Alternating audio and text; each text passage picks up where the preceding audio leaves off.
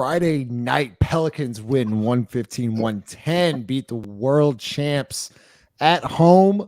Presented to you by the Birdsall Law Firm. Like, comment, subscribe. Let's go. First took away. That's the best. Get your money's worth out.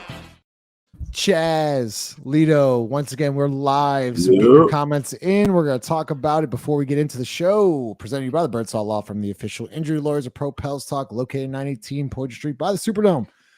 Give a call at 504-523-5413 if you or someone you know has been involved in an accident. Birdsall Law Firm, the official injury lawyers of Pro Pels Talk. Chris Connor joins you. Chris, I'm going to start this show and apologize to you in front of a live audience. I am sorry. I was wrong about Dyson Daniels. I thought he was fantastic tonight.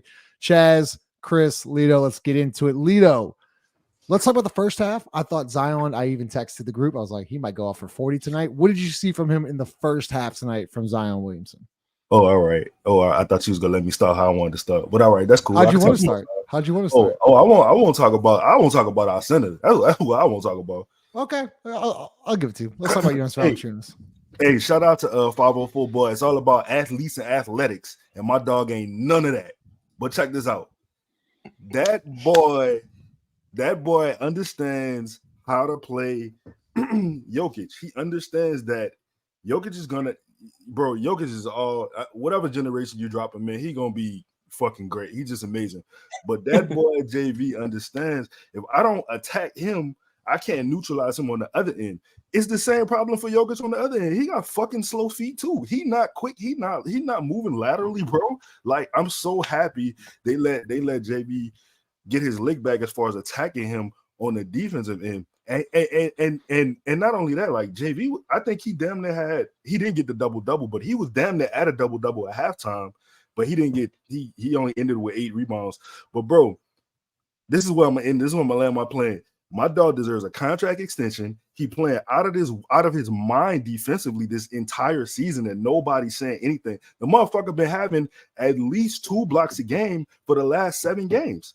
And no, I ain't heard of people about that. I'm talking about like buying in. You talking about buying in? That is a professional. That he is bought into the organization. He's bought into the game plan. His rebounding has gone down because he's moved to the perimeter as we've asked him to do.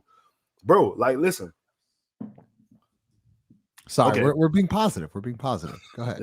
Yeah. But yeah, man. Shout out to JV, man. JV. I'm mad they stopped playing.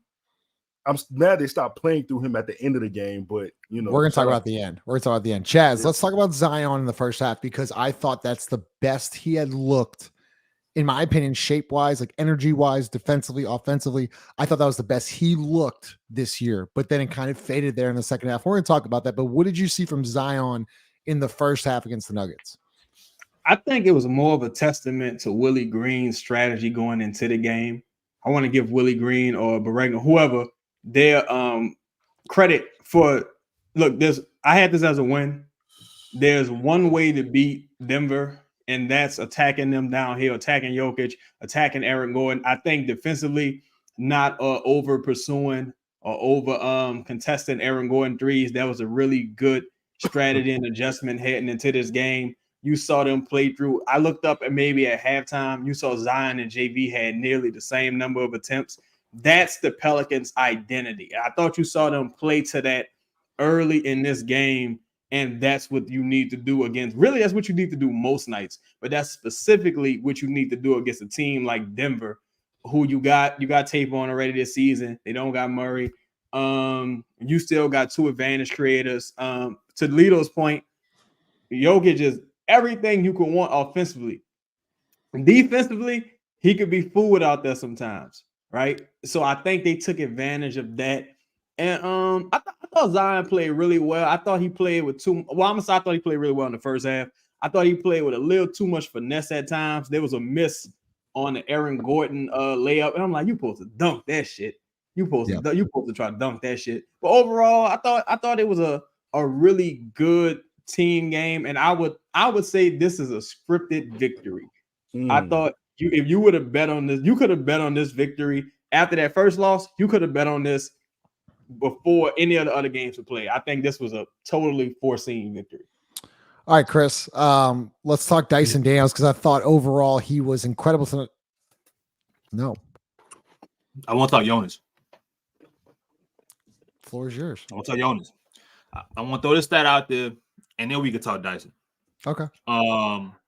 Jonas played 34 minutes tonight. Anybody want to guess how many games he finished last season with at least 34 minutes? 5. I was gonna say 5. 4. Mm. 4.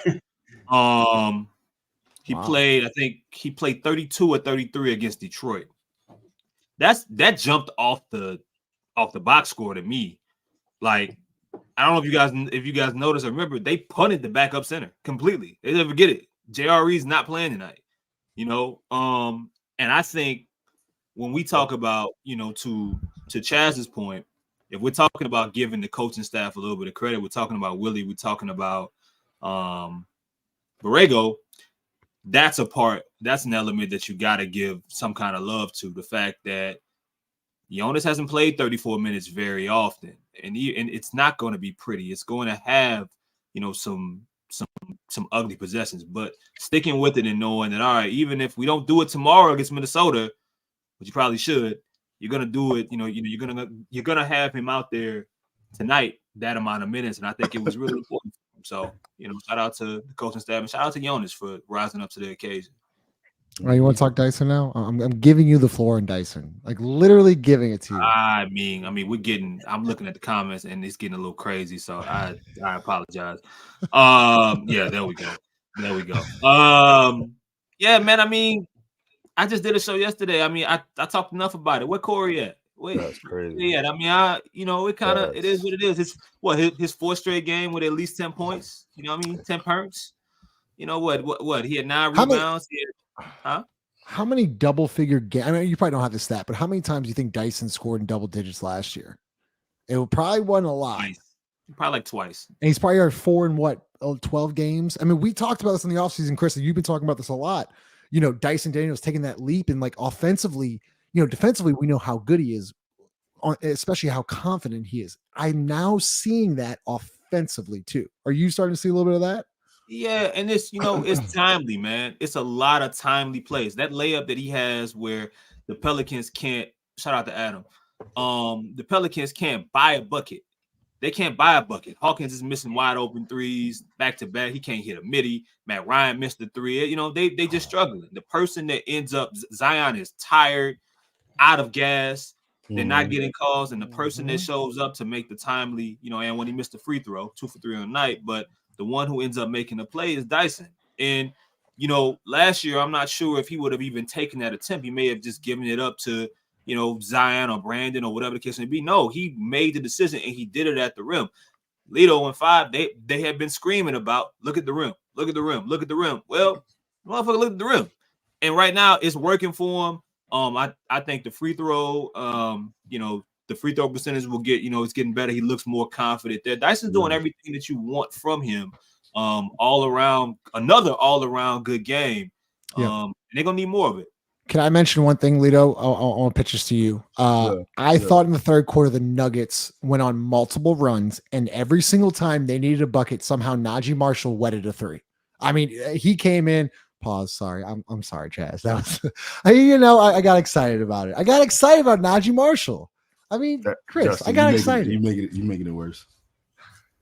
What'd you think of Naji Marshall tonight? Thank you. Sorry.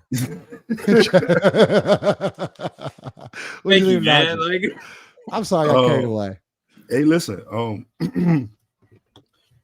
Naji Marshall. Actually, hold on. I'm sorry. Wait. Before I get to Naji, can I just finish my Jonas point, please? Just please. I because this is important, Justin. Because we want to trade him for Miles Turner and shit, right? Like this is important. We want to trade him for a player who can like fit the offense, right? And the defense and is mobile. So check this out. Jonas Valanciunas is tied with 3.1% of blocks per game this season with Miles Turner. He's behind Clint Capella and Zubac. He's in front of Jaren Jackson. He's in front of Aaron Mobley. He's in the 82nd percentile of blocks. If we want to talk about defensive field goal percentage, he is in the 91st percentile. He averages 25% of rebounds in the NBA we talking right now, bro. Like, anyways, Naji Marshall told me because it's all right, Chris. Chris, I had the glasses on already. I got it, bro. I got it, bro. No. I got it. My girl deal with him, but I was looking for him. I promise. It's all good. I'm gonna stop. This fucking guy. This shit's more than the game. Get out of here, man. Listen, man. Naji Marshall told me at Media Day. We had a conversation, and shout out to Naji because he's cool as hell. But Naji was like, "Yo, this is the best offseason I've had as a professional basketball player." Naji told me that he worked tirelessly on his shooting. He told me this is the best summer he's had shooting the basketball. Man, you've been seeing it as he's come back from injury. You've been seeing it, bro. Those threes in the corner look like practice shots. And the thing about it is, and I don't really know if everybody noticed this, but the thing is, it wasn't a regular shot. Every shot was a fade to the left. Yep. Dog, that's a difficult shot, bro. That's a difficult shot because at that point, you timing the physics of it is the distance and you fading behind a backboard. Like, bro, that's a very difficult shot. And shout out to him for making it consistently. There was no hesitation in his shot. He knew he made that shit. And you could literally see he left the fucking arm up, he turned around. Like looked at the bench. Like he looked at the bench. Yeah, he said unorganized chaos. I know he really is. Chaz, what'd you see from Naji? I mean, clearly, like when Naji's playing right and he's playing within himself, he's pretty productive. I think I'll say that's what you don't want from a guy like Naji. I think you want a person out there playing with reckless abandonment because a lot of players on this team don't necessarily have that attitude. You want a person out there with sometimes irrational confidence. Me and Chris did a show this offseason. We spoke about Naji hitting that corner three, and that's how you're gonna make his money. That's how you're gonna make this money. Yeah. I'm a big believer in what Naji has to offer as a X factor off the bench. Some nights it's gonna be his night. Some nights it's not going to be his night. You know what I'm saying? That's just the way the game goes. But I think Naji was a perfect counter to a guy like Bond, who was out there kind of just out muscling and out athleticism, if that's a thing. Out athleticism everyone else. So you needed your answer for a guy like that. And I think Naji hit big shot after big shot, extremely difficult shots. Some of them were against contests. You just know what the current guys playing in that second unit have to offer, and you can pretty much just give them the bandwidth to go out there and do what they need to do. Some nights, like I say, it's not going to be his night, and you're going to see other guys get the opportunity. But while he's playing well, you want to continue to give the guys that bandwidth and give them the opportunity while they're playing well. Can I add on? Yeah, go ahead. That's the key in this team playing together and them moving the basketball and them having, over 30 assists. You know what I'm saying? To where everybody feels like I'm supposed to do this. I'm okay shooting this shot. You only got a certain amount. Now you're gonna shoot the motherfucker regardless. If he feel like in his mind, Jordan Hawkins is gonna shoot that motherfucker regardless. You know what I'm saying? You got a few guys that no matter what, they're not going to be deterred by the game plan or by the flow of the game. They getting that motherfucker. They getting the shot up. Just the end of the day. Like so, but there's other individuals on this team that need the ball moving. They need guys to say, "Hey, I see you. I'm gonna find you with the basketball." For them to consistently, you know what I'm saying? Naji is an interesting case, but who knows? If he doesn't make that first corner three, if he's not found for that first one, maybe he doesn't take in, the other five that he ended up taking. Make 4 for 5 on the night. You know what I'm saying?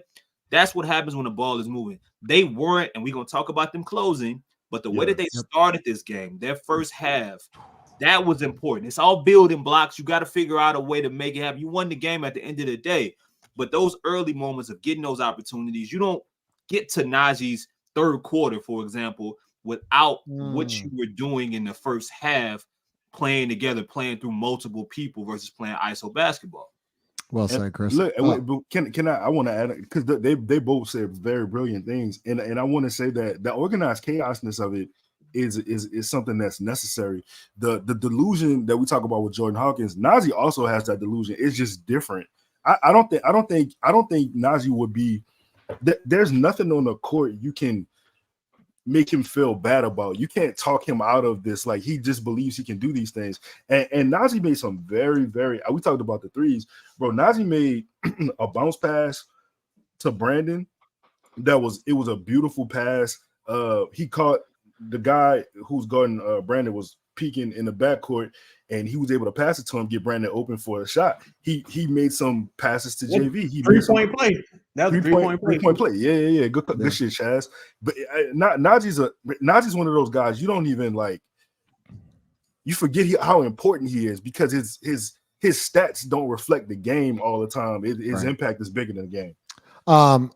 And we're going to talk about Jordan Hawkins because I was also impressed with Jordan. Didn't really have a shot going tonight, but I thought once again he affected the game multiple ways by also rebounding. Also, he hits a three, he pump fakes, hits a mid range, and then he pump fakes again and hits I forget who dove to the goal. Was it JV again?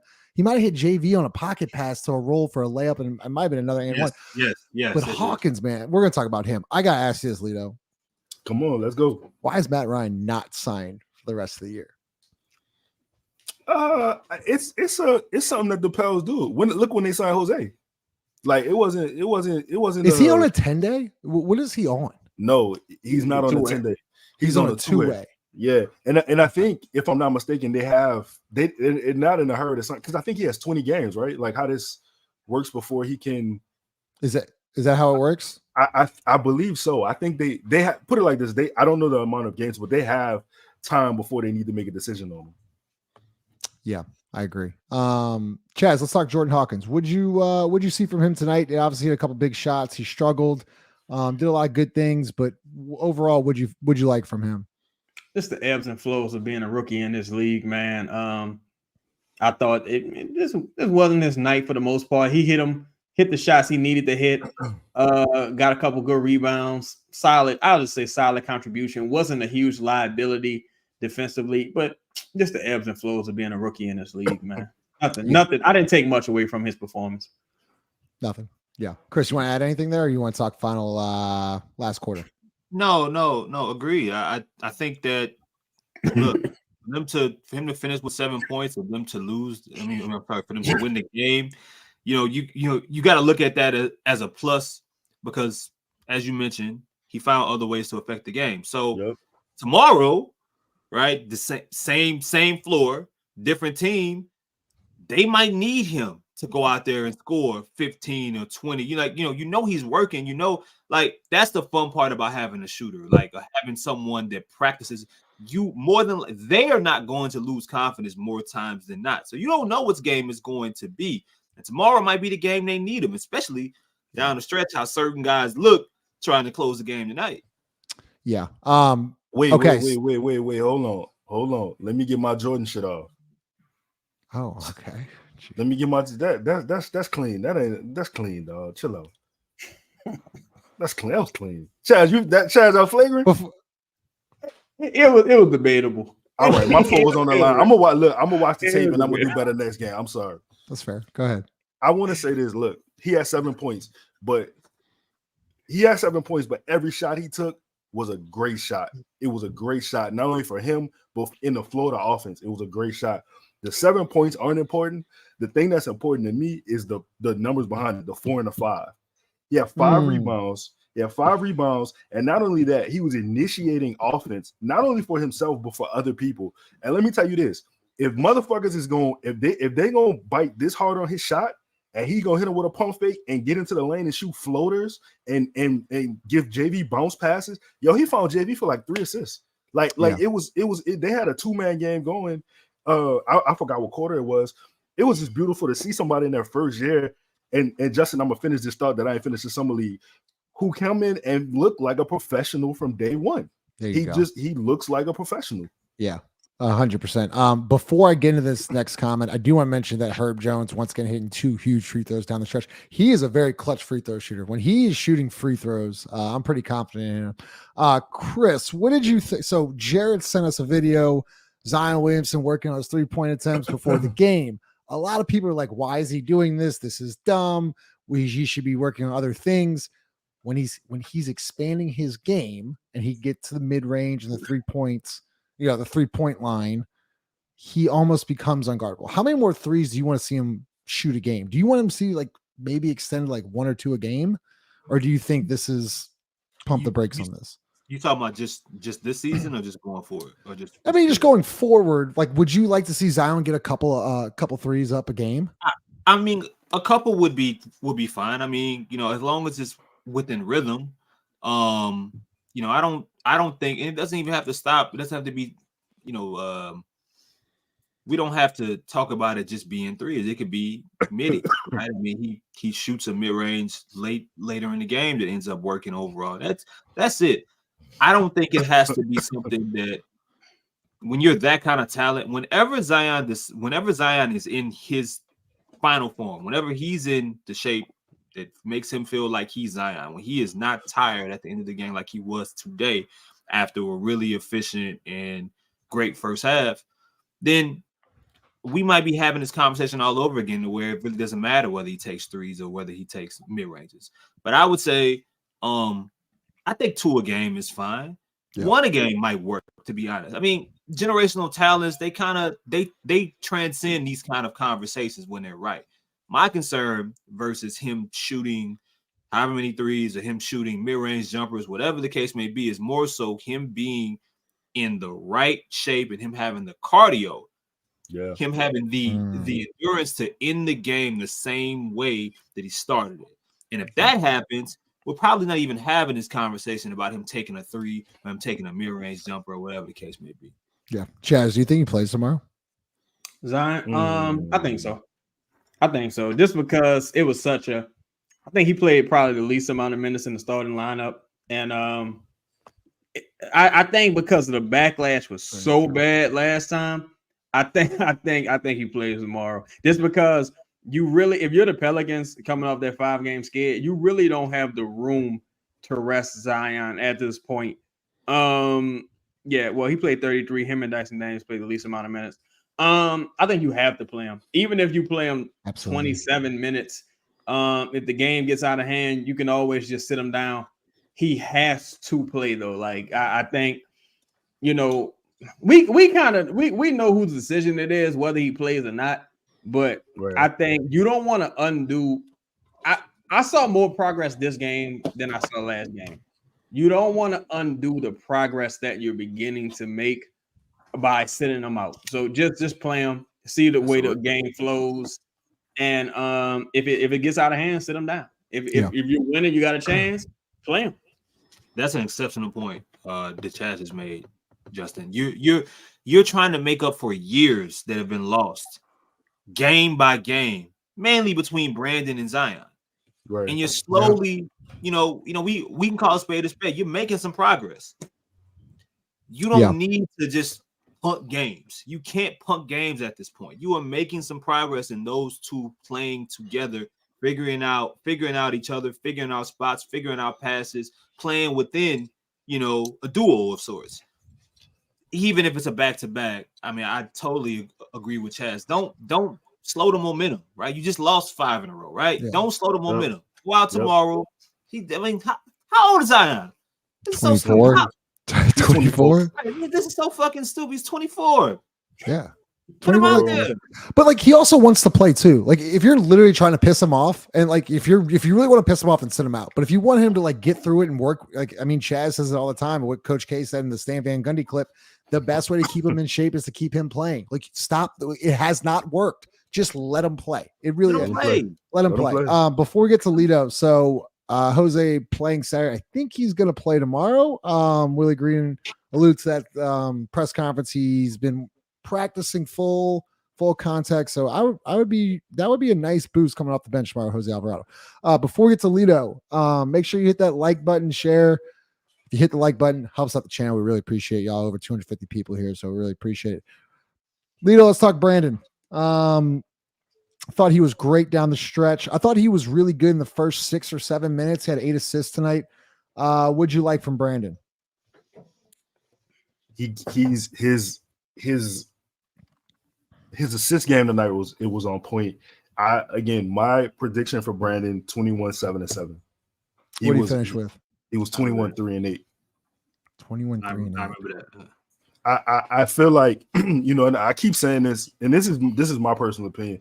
If this thing is gonna work, right? If this thing is gonna work between 1 and 2, Brandon is gonna be the guy that will need to take the back seat as far as like reducing his shots. But it's a situational matchup basis for me. I think tonight Brandon started the game off and he was great. It was some shots in the second half I did not like. It was like a runner. He took some very tough shots, but the whole offense was stagnant on all parts, on Zion's part, on Brandon's part. The whole offense was stagnant.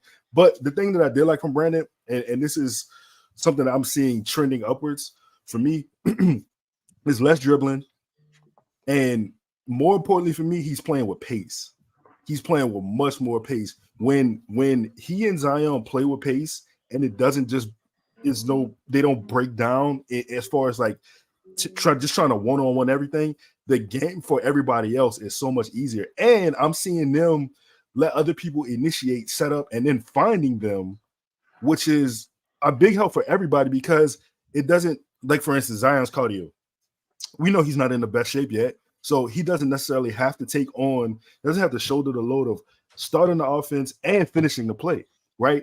You can get to your spot, let Brandon, Herb, Zion, Brandon, Herb, JV, Dyson initiate, and then you finish the play. Whereas sometimes Brandon has to be a starter and a finisher. Zion has to be a starter and a finisher. I just want to say that I like what I saw from Brandon, and shout out to Chris, dog. I know you didn't ask me about him, bro, but man, Dyson, bro, I believe, guys. Yeah, he looks good. What do you think about this? Let him talk. Hold on. So you're gonna let him talk. So you're gonna let him talk. Fuck that. Let him talk now, because he been, let him. I've been tough on Dyson, man. I said tonight, Chris. Yeah, that's a little foul. Like, go ahead. This is not my best game. This is not my best game. I feel like, listen. Yeah. I said tonight, dog. I tweeted. Dyson might never need to learn how to dribble. If he'll never learn how to dribble, I'm perfectly fine with what he's bringing to the game right now, son. Like, that man is the second best rebounder on this team, easily. Who's first? Come on, Justin. Who's first? The fucking guy. Don't cut him off. Let him cook. What else? Yo, listen, man. Dyson was in the passing lanes. He was disrupting offense. He got a steal on Jokic. He got a steal on, I think it was Aaron Gordon. He threw a lob to Zion. Like, all right, man. Like, I got no smoke for Dyson Daniels. Dyson Daniels is a legit basketball player. Drop a bomb on it, Chris. Hey, look, Dyson is a legit basketball player, bro. He's legit. He's got great fucking defensive hand, bro. Like, I don't know how. I know that's crazy. But Chris, just stay with me. Bro, like, for real, the way he gets steals without fouling, it's incredible, dog. Balance. That's what you want to call it. Balance. Defensive balance. No, that's not what I wanted to say. No? You don't want to do that? No. All right. Dyson. Shout out to Larry, man. What dog? Why do they there was that moment there in late in the second quarter where Dyson just didn't see the floor. There was a long stretch there. I didn't understand that. He got off to a good start, but then Dyson just like didn't see the floor in the second quarter. But he was part of the closing group. I thought he was pretty good tonight. I mean, Herb Jones. Listen, Dyson does the leader of the team. Whoa. What did you just say, Lito? The leader of the team. Who? Herb Jones. Herb Jones is the tone setter. He's the leader of the team. I saw that when he came back from injury. Herb Jones is the one. Is he the leader or yes? Or is he the most important piece? Ooh. Wow. If he's the most important piece, then he's definitely underpaid for sure. Oh, he underpaid for sure. Is he the wow? Damn. No. I mean, I'm serious. That's a question. I don't have an answer to either. But I'm asking if he isn't the leader, because I don't think he's a leader. But is he the most important piece? Well, how can you be the leader and not be the most important piece? I mean, Kawhi Leonard ain't the leader of the Clippers. Who's Westbrook? I guess would be the leader of the Clippers. Yeah, but Kawhi's the most important piece. All right. Over his last 5 games, Herb Jones has 16 steals. That's 3 a game. That's Chris, ridiculous. Chris, who would you say is the leader then? Who's the leader? I mean, I think we've had this discussion. There's not one leader. Griffin said that they don't have one leader. How you going? They don't. They have multiple leaders. We had this discussion. Wait, what do you say? Name the multiple leaders. Name the multiple leaders on the team. I don't know. I mean, he said leader. Like, what do you say? Y'all were there. Shit, the fuck. Y'all were literally there. Y'all was sitting there. I'm not worried about that. I'm talking about you. Who are the multiple leaders on this team, according to in your opinion? It's Larry Nance. It's CJ McCollum, and whenever they pitch in and things are right, it's BI and Zion. But it's CJ and Larry, ain't it? I'm not. Larry Nance is. I mean, I'm just asking. Let's talk about the last 3 minutes. There you go, the leadership council. What did you see the last 3 minutes? I thought we were letting it slip away there. I saw a lot of they were stagnant again offensively. They had a bad turnover. Brandon did hit a huge shot there late in the junction, but I still did not see progress there in the last couple minutes when the game was tight. I saw the real Pelicans. My bad. No, you're good. I just saw the real Pelicans. I mean, again, this team, the last 2 victories have been based upon building and even shit. You count the Pistons game, that would be the last 3 victories. It's based upon building and sustaining crazy leads and not fucking up just enough. And all 3 of those games happen to be home, not fucking up just enough to leave with the victory. And I think that's what you see with the end of the game. I thought Brandon had a really, really good first quarter. I thought he hit about 3 big shots to end the game.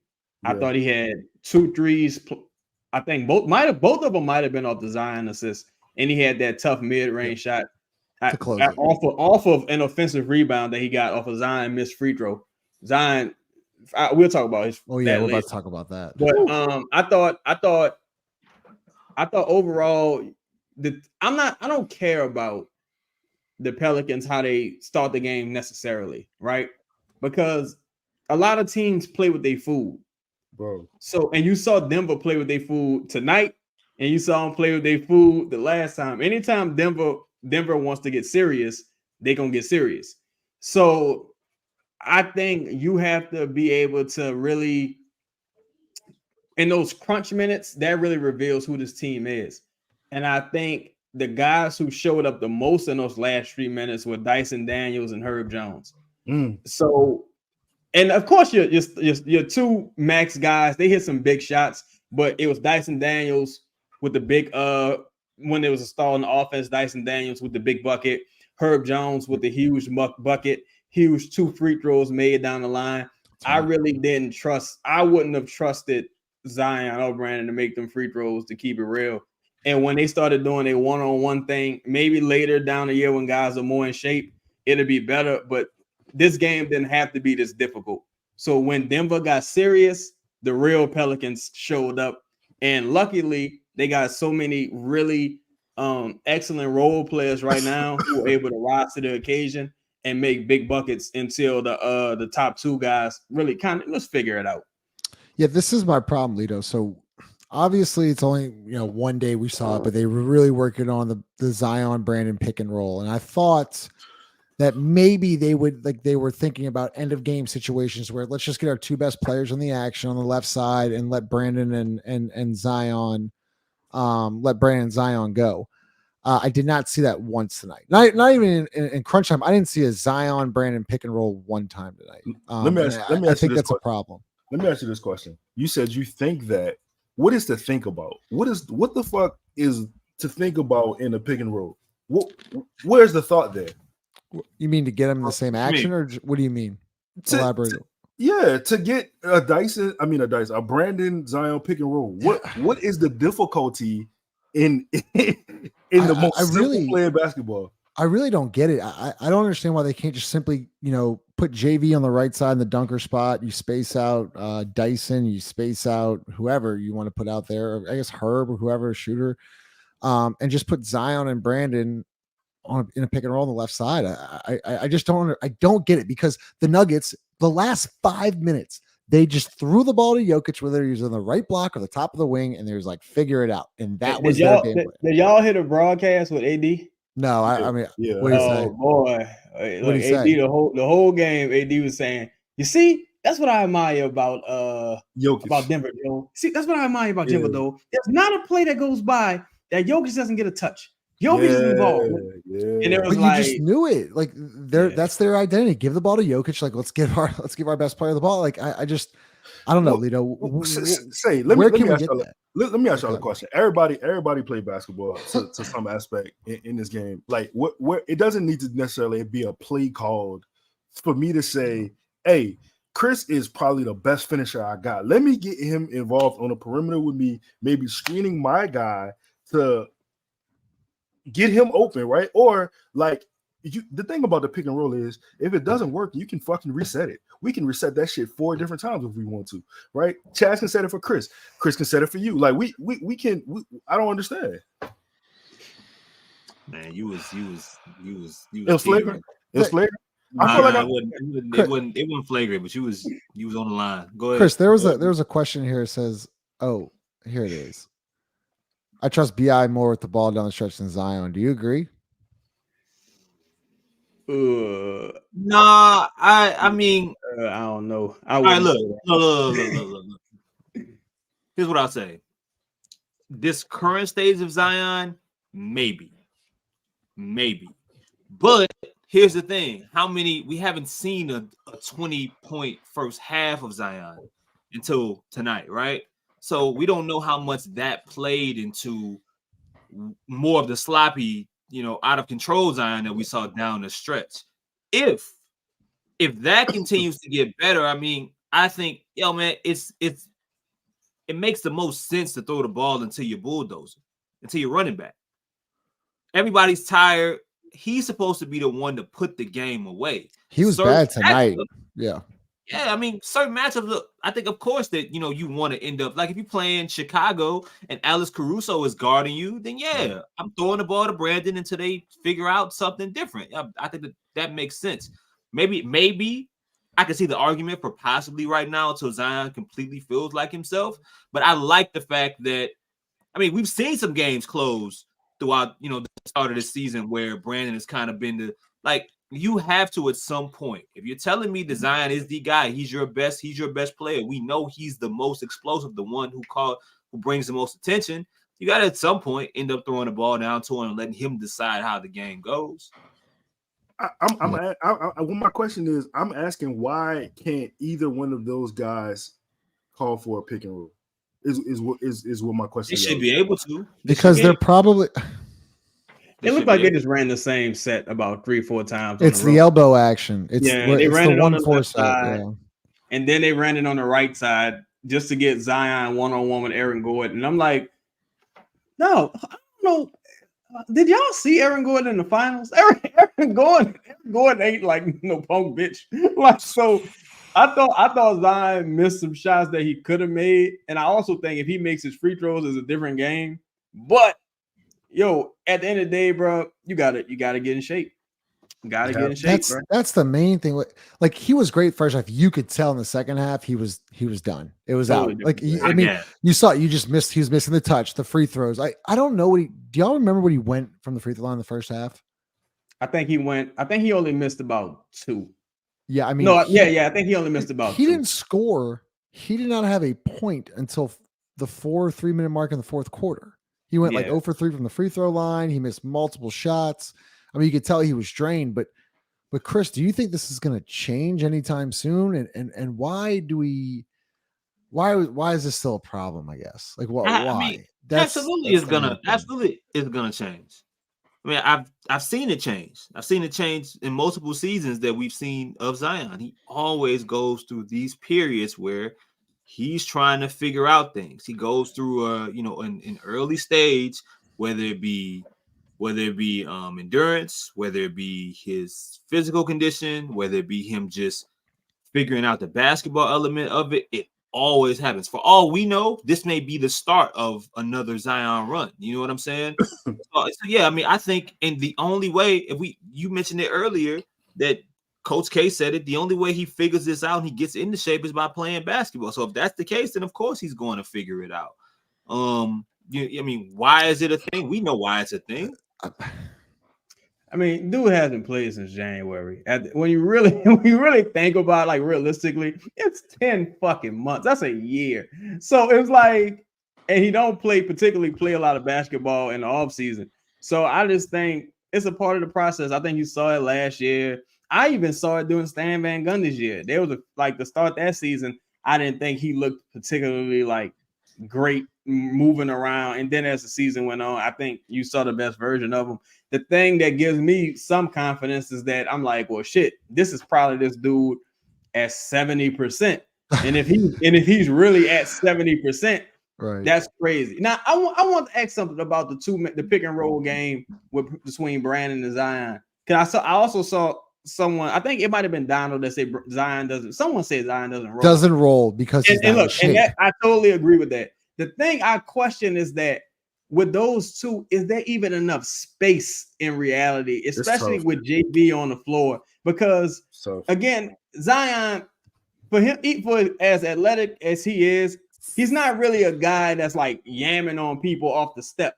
Like, you know what I'm saying? He's a person that kind of needs a little bit of momentum. So I'm imagining Zion in a short pick and roll with Brandon. You know, Brandon's not going to the 3-point arc. So I'm imagining Zion in the middle of a court, short pick and roll with Brandon. And I'm trying to see like if there's enough room for it to happen.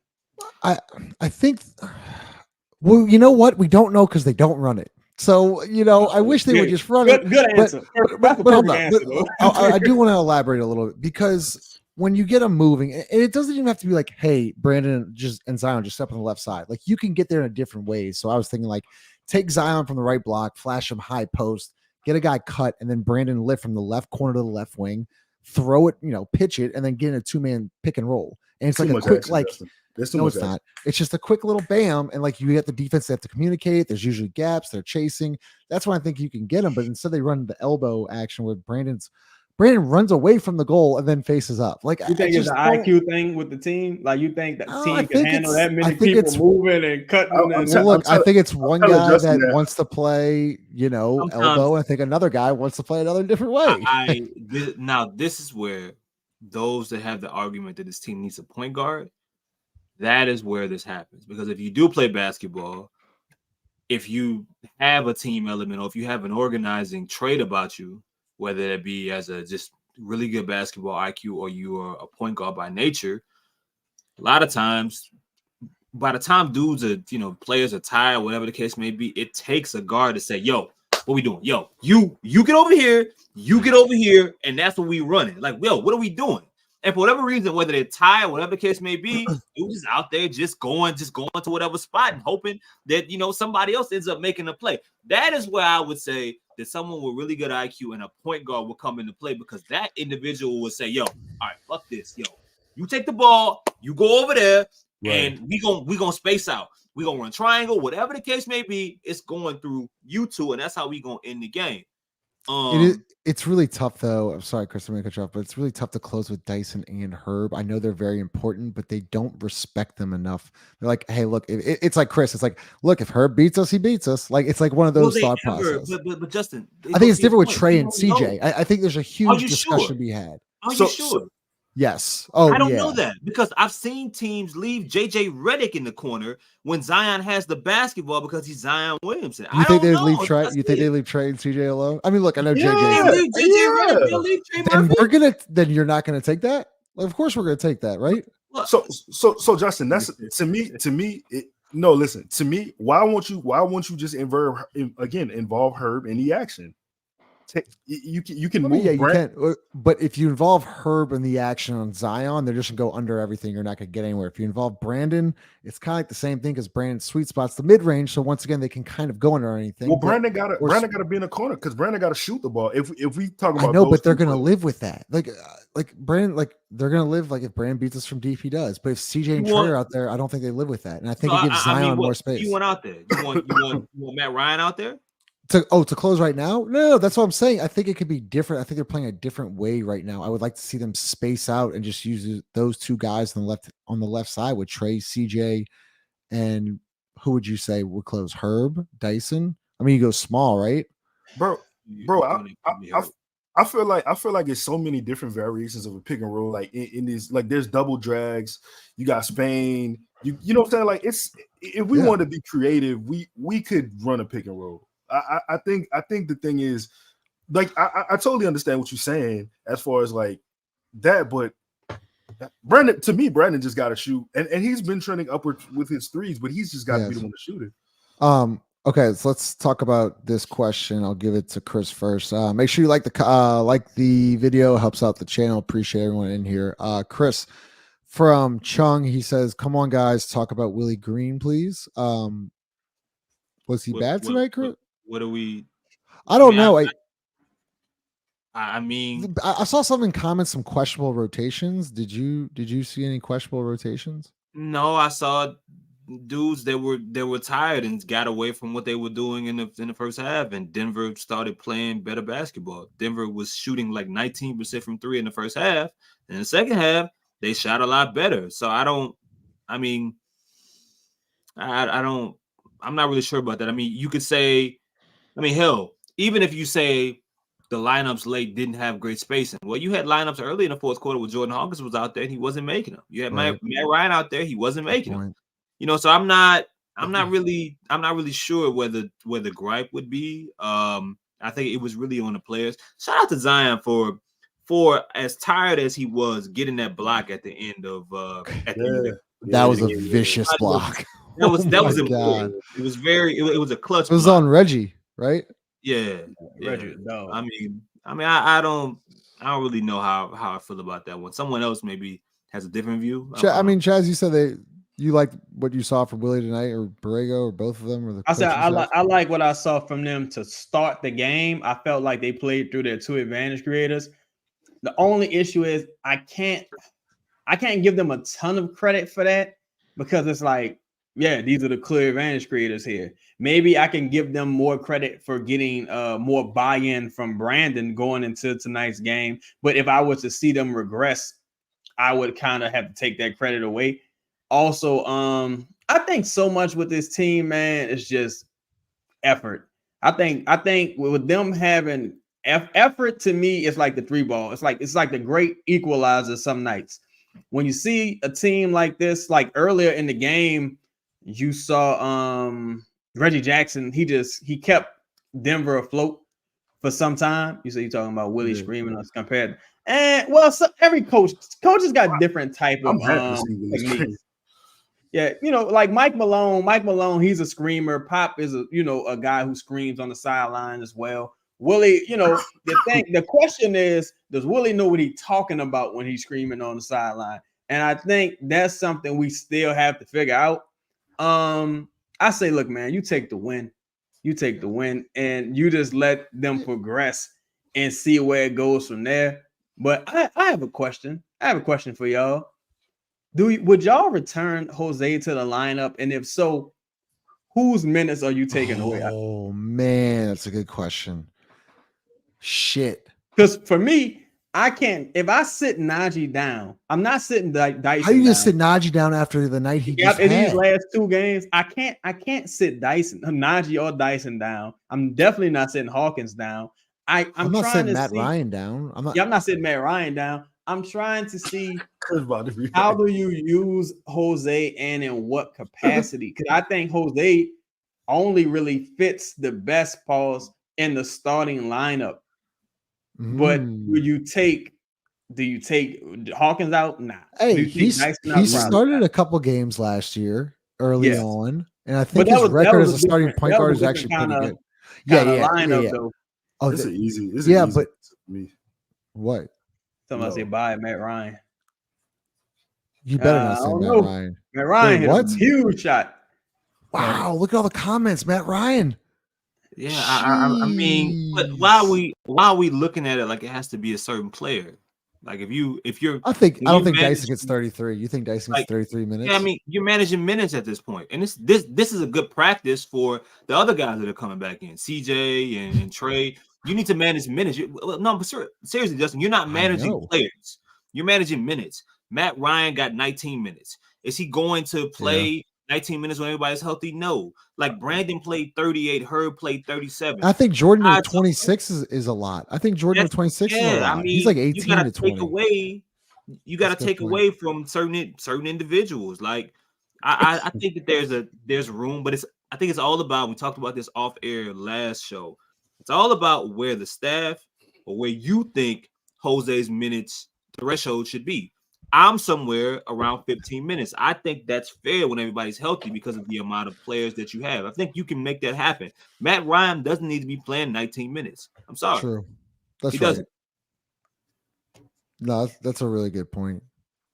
So what do y'all think he, aside from like shout out to Follw Fresh, energy is cool. I just think that's so intangible at times. I'm looking for like skills on the court right now and like contributions from a basketball standpoint. Right now, I think Jose is a really solid player. You saw him play great some games last year, even his rookie year. But what do y'all think? Like if you had to go to Naji and Hawkins, like, look, I'm taking 5 minutes from each of y'all. Jose about to get this 10.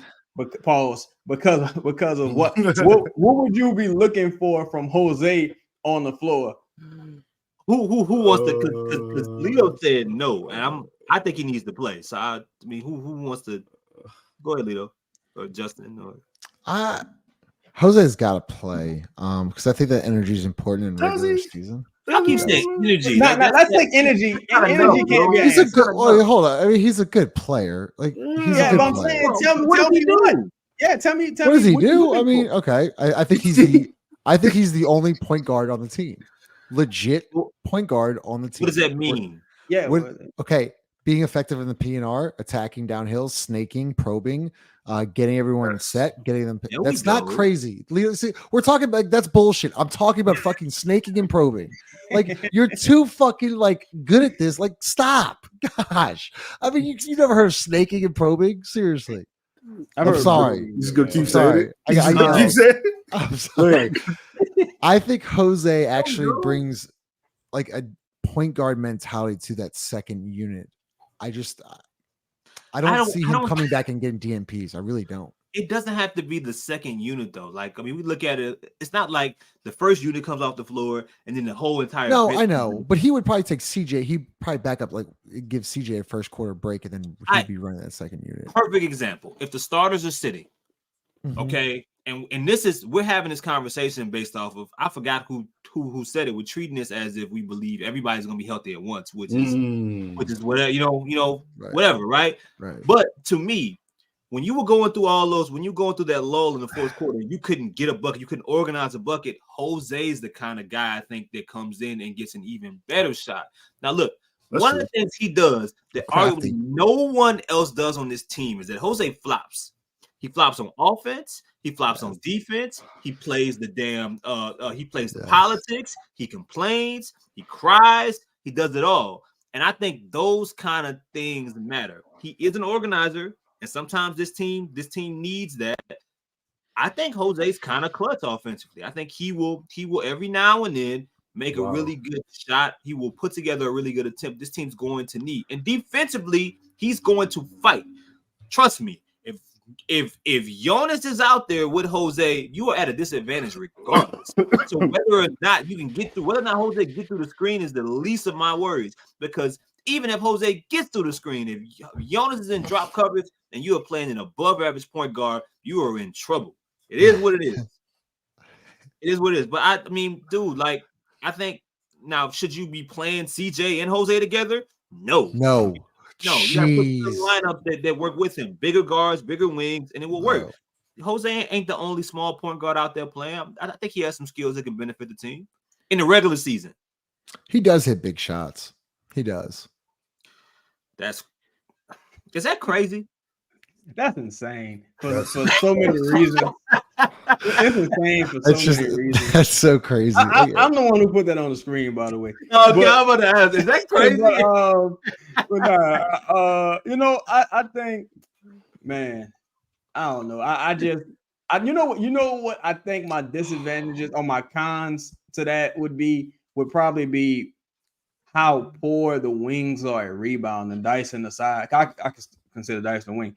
Dyson, Jordan aside, I just think we so bad at rebounding. I don't know if I can fathom the idea. That second last possession when they got 3 offensive rebounds to tie the game. Oh yeah, is that right? Yo, that's why I say, look, you take the win, but with games like this, it's good to have something to look at on film and be like, yo, this can't happen, bro. Listen, we still got our rebounded 51-39. Like, don't make no mistake about that. Yeah, it was tough, man. They had 11 offensive rebounds. Like, Chaz, what do you think about that? Nah, I wouldn't do it. Look, I'll say this. I say this. I did a show about this the other day. If you want to keep Brandon, and if you want to keep the 3 max dudes, you have to try to go get Cat with a pick oriented package, right? It got to be like 4 or 5 first, and salary. And I think if you the Timberwolves, you get like $30 million in expiring salary, and you get 4 or 5 picks. You can go get the dude you really want to put next to Ant, and you replenish your picks package. Other than that, I wouldn't move CJ for locker room reasons, and I wouldn't move CJ because I think CJ is on a really good contract moving forward, and I think he's got one of the better contracts in the league for what he offers. Were y'all well, I mean, I was kind of surprised, but were y'all surprised to see that CJ was at practice today and getting shots up? I mean, no. No. He ain't no hoe. So I think, that's really what it boils. CJ, man's man. So he gonna go out there. Yeah, that sounds kind of crazy. You can't say that no more. Yeah, and you can't say that no more because it's like the apostrophe S make it like it's possessive. It's possessive. Like, so he belongs to a man. Yeah. So what I should say is CJ is a consummate professional. There you go. And how his injury was reported, it was like, it wasn't reported like it was something super duper significant. I just want him to take his time coming back on the court, though. Personally, I don't think he should rush whatsoever.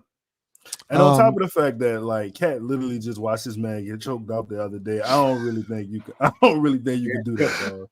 That was so bad. Oh man. What do y'all, Lito? What are you seeing from Zion from the free throw line? 5 of 11 again tonight, really bad. Do you think? Are you worried 5 of about 11? This? 5 of 11. Are you worried about this? At halftime. Is this something to worry about? I didn't know that was that bad. What? I don't have it in front of me. Make sure y'all hit that like button too. But go ahead. What's Zion's career free throw wise? Do you 70? You know? It's probably like 70. Let me see. I don't think so. I don't think it's that high. Come on. I think it's in the 60s. Yeah, it's 68.5. There you go. But that's with him shooting 59.4 from the free throw line this year. He's shooting 59%. But this is also something like Zion. Like, y'all gotta go. Like, I remember in the first day of Van Gundy year, it was the same fucking thing. He was shooting the ball odd, free throws weren't going in, and then eventually shit changed. I don't know why Zion. No, I do know why Zion is like this. But he's a slow starter in a lot of different areas. And this is why him playing games is so important, because once he gets into the, some of that. I mean, you ever try to shoot a free throw and you dog tired? It's really hard. Hard as fuck. It's hard really as fuck. hard. The most simplest thing becomes the most difficult. So, like, I think that's all tied to the shape he was in, because the first half he was 4 for 6. He was 4 for 6. 5 for 11. Do y'all? Does anyone know what he went from the field in the second half? It had to be 1 of 9 or something along those lines. Man, I would imagine because he had two he had the banker and he had the But that was Euro like finish. So that was I like would the end of the imagine fourth, right? Yeah, so I would imagine if I had to guess, man, I'm gonna say he went about 2 for 8, something like that. I thought some of that I thought some of them, a couple of them were shots that I expect him to make, but I also think what contributes to some of that is having a sloppy handle. Because I don't give a fuck how good your first step is. If you got you tie and you don't got like a really tight handle pause, I don't think I think some of your first step is neutralized a bit. It is because it's kind of like a lack of confidence at that point too. Like you don't necessarily believe you can make that move. For one, you tired, and two, like his handle been real. It's been real crazy. Like this season, to be honest, minus that in and out he had against I don't remember whoever that was. He hit somebody with a left-handed in and out, and they jumped to the other side. Yo, I was just looking at something.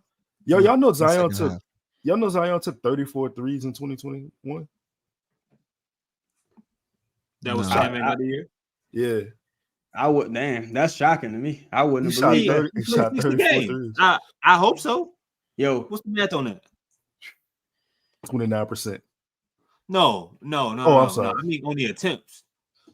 He played 60 games and he made how many you said? 61 games, yeah. Yo, he fucked over Aaron Gordon going right, like with a fake left, it was nice. But see, that's the thing. Chaz, is that when he went up with his right hand and like completely went off the backboard? I'm like, bro, he missed it so bad. No, I think he might have made this one, but I thought he missed. I was like, you should have dunked that. You gotta dunk that shit. Because that was the same. That's like a Jaren Jackson Jr. play right there. That's why I'm like, you got to go up a bit more violently. In my opinion, I thought there was a lot of finesse tonight. You know what I'm saying? Damn. It's been like the whole season with him. He's not been attacking the defenders how he has been last year. And I get it. It's a shape. It's a cardio thing. Yeah. You got anything else? Would y'all do the cat trade for CJ? Nah. I'm talking about just for salary and picks. I ain't gonna lie, dog. That shit after he ain't lying Draymond up, I'm all right. I'm all right. Yeah, I don't know. I'm all right, man. I'd be interested. Yeah. Now I make that motherfucker call so fast. I'd be like, him and Zion would be really good. I'm interested in the fit of it all. You know what I'm saying? Like I'm interested in how teams have to guard you at that point. You know what I'm saying? Like you're not like, okay, you're gonna have to make a choice, but if you stick and leave Zion, and I mean part of this is still a tough question because Zion doesn't play enough games. We got to see it. We're all trying to project this based off him finishing the season, but I mean, I've been talking. I think Cat is an optimal or a Cat level player, optimal fit. You know what I mean? I was watching Cat prior to tonight, though. Cat, like the last few games, it's like 30, 29, 33. Like Cat fucking ball right now. Look, I can't really trip too much on him being soft shit just because I don't feel like these are a bunch of pals in his locker room anyway.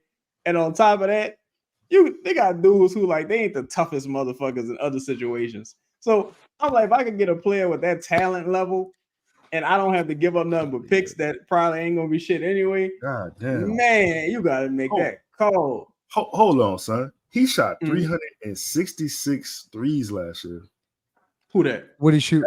What was the percentage? That spends a lot of time behind the 3-point line. The problem is that it's Rudy? Yeah. I mean, he shot 41%. He shot 41%.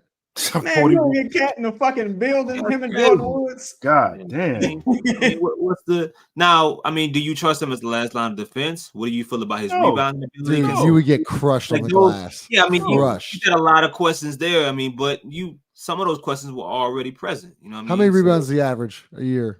I think in his career he's 11.1. I think you go into it trying to just outscore motherfuckers. 11.1? Yeah. Yo, I think you go into it, bro. Yo, Cat is an all NBA, multiple time all NBA player. Like this is crazy to me, right? Because it's like recently he kind of like got some bad press because of him changing his voice and shit, and with the Gobert pairing. But yo, Cat, like what? Y'all don't remember Cat one-on-one matchups with AD? Cat was fucking killing Anthony Davis. Hey, he I think that there's a portion of the chat here that don't know what the trade from your show actually was in regards to salary and picks. Well, it would just be salary, like JV, Larry, Ira, and maybe Jose, and like 4 or 5 first. And I think if that's it, absolutely. Yeah. I think the only reason you could really do it, I think the only reason it's an option for Cat is because they can't move Rudy. Right now, they don't really have the assets aside from Cat to get better because once Cat go to that hold on, let me put this question. I know I already know what you about. I just seen it.